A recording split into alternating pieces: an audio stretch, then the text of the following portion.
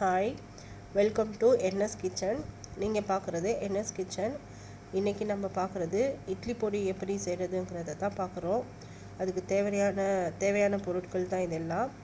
காஞ்ச மிளகா வந்து ஒரு 1/4 கிலோ எடுத்துக்கலாம். உளுந்து வந்து ஒரு 200 கிராம் எடுத்துருக்கோம். கடலப்பருப்பு 100 கிராம் எடுத்துருக்கோம். பெருங்காயம், கட்டி பெருங்காயம் தான் யூஸ் பண்ணணும். நல்லாயிருக்கும், வாசமாக இருக்கும் தூளுக்கு. அது வந்து தேவையான அளவு எடுத்துருக்கலாம். அரிசி வந்து ஒரு பவுலில், சின்ன பவுலில் எடுத்துருக்கோம். நாங்கள் யூஸ் பண்ணுவோம் எப்போவுமே அரிசி. ஒரு சிலர் யூஸ் பண்ணுவாங்க, ஒரு சிலர் யூஸ் பண்ண மாட்டாங்க. ஆனால் நல்லாயிருக்கும் அரிசி யூஸ் பண்ணாக்கா. புழுங்க அரிசி தான் போடுறோம். கருவேப்பிலை வந்து ஒரு பவுல் நிறையா, உங்களுக்கு தேவையான அளவுக்கு கருவேப்பிலை எடுத்துக்கலாம். நாங்கள் எப்போவுமே கருவேப்பிலை வந்து சாப்பாட்டில் அதிகமாக யூஸ் பண்ணுவோங்கிறதுனால கொஞ்சம் கூடவே எடுத்துருக்கோம்.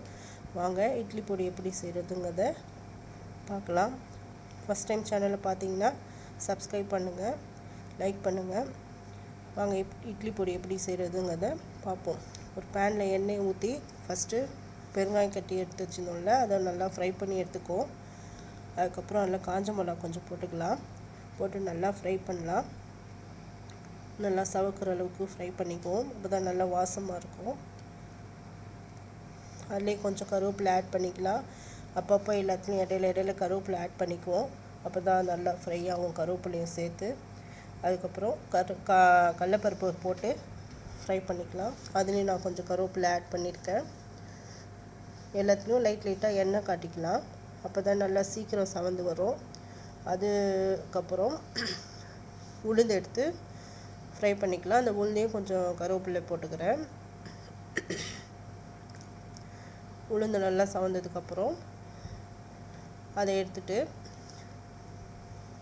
நல்லா சவக்கிற அளவுக்கு நல்லா உளுந்து பார்த்தாலே தெரியும். நாங்கள் வெள்ளை உளுந்து எடுத்துருக்கோம். கருப்பு உளுந்து யூஸ் பண்ணுறவங்க யூஸ் பண்ணலாம், அது ரொம்ப நல்லது கருப்பு உளுந்து.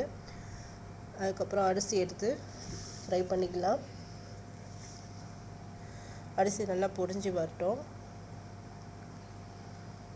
பொரியிற அளவுக்கு நல்லா ஃப்ரை பண்ணுவோம். இட்லி வந்து நல்லா பொடி வந்து நல்லா பொறன்னு இருக்கும், நல்லா அரிசி யூஸ் பண்ணுறதுனால. நல்லா பொரிஞ்சிருச்சு, பார்த்தாலே தெரியும்.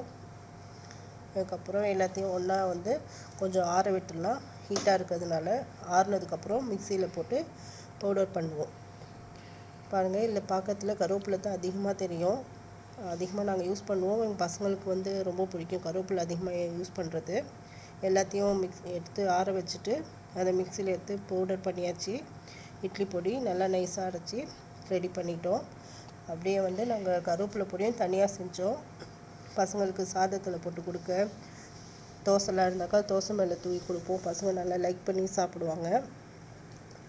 அதோட விலாக் வந்து நெக்ஸ்ட் வீடியோவில் நான் போடுறேன். ரெண்டுமே ரெடி ஆகிடுச்சு. வீடியோ பிடிச்சிச்சா லைக் பண்ணுங்கள், சப்ஸ்கிரைப் பண்ணுங்கள்.